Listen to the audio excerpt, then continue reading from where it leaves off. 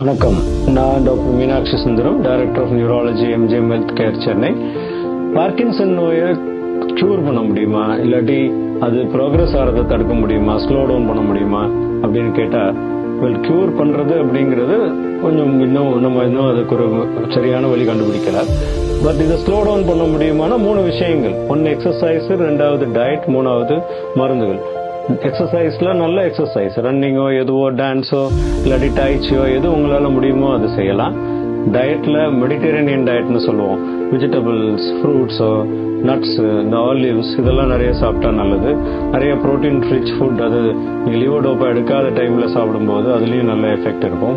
அதே மாதிரி மெடிசின்ஸ் இன்னும் இது ஸ்லோ டவுன் பண்ணணும்னு மருந்து கண்டுபிடிக்கலனாலும் புது மருந்துகள், இப்போ நம்ம GLP-1 அகனிஸ்ட்னு ஒரு மருந்து இருக்கு, அது ஆராய்ச்சியில இருக்கு.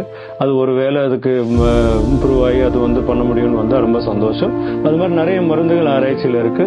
நல்லது நடக்கும்னு நம்புவோம்.